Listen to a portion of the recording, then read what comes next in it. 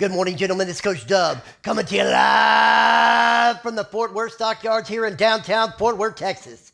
I got 4 special episodes coming for you, the Horned Frog Podcast. We're going to talk ACC. We're going to talk Big 10. We're going to talk SEC, and we're going to talk the Big 12. We're going to talk about top performers on the season, and we're going to talk about the top offensive and defensive performers as teams. We're going to look at it all, folks, and we're going to break it down by conference.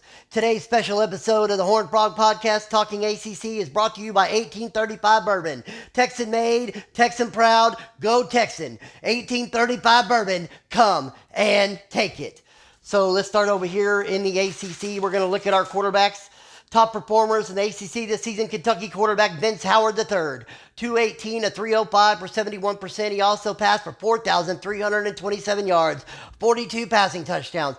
But he threw 23 interceptions, but he made up for the interceptions with his legs, folks. 172 carries, 1,145 yards, 6.7 yards per carry, and 21 rushing touchdowns. He averaged 332.8 yards per game and 88.1 rushing yards per game for a total of 420.9 yards per game that he was responsible for. What a season by Kentucky quarterback Vince Howard III, who also won the award for best quarterback on the season.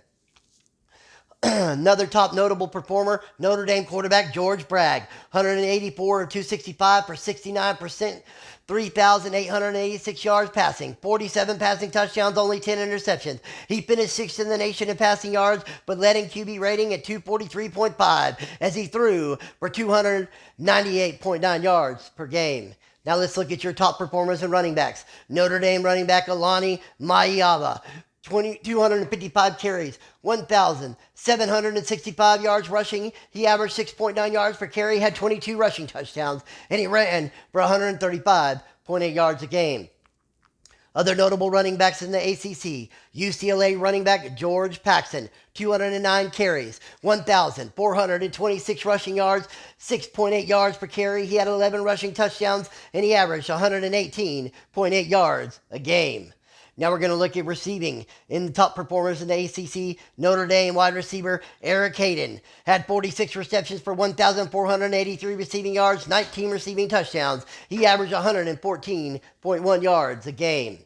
Also in receiving, UCLA running back Emmanuel Corbin, 51 receptions, 1,119 receiving yards, 9 receiving touchdowns, 93.3 yards per game, and he finished 9th in the nation in run after catch with 545 yards.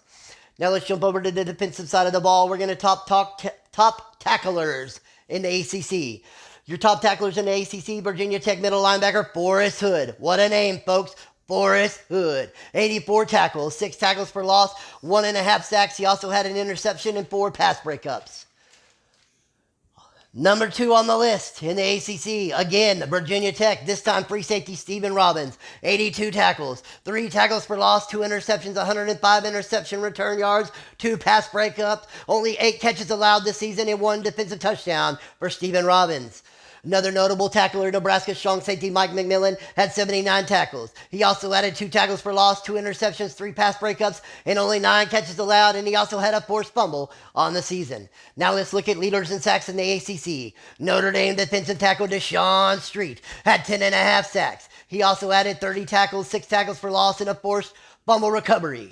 Then we're going to jump in. Other leaders in sacks, UCLA linebacker Sam Niang, 9.5 sacks, 37 tackles, 7 tackles for loss. He also had an interception and 2 pass breakups on the season. Now let's look at interception leaders in the ACC. Notre Dame strong safety Derek Cantrell had 6 interceptions on the season, 120 interception return yards, 3 defensive touchdowns, which tied him for first in the nation, 58 tackles. 4 tackles for loss, half a sack, and he also had 7 pass breakups.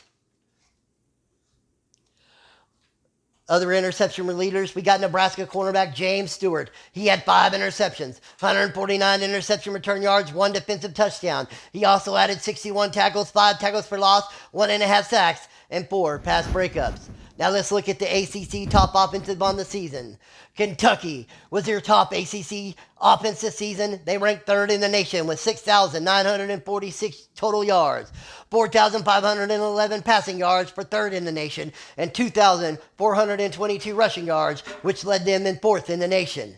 They also had 42 passing touchdowns, tied for fifth in the nation, 42 rushing touchdowns, tied for second in the nation. And they had 304 first downs, which was good for third in the nation. And they also averaged 45.5 points a game, which was good for sixth in the nation. Notre Dame is your second best offense in the ACC.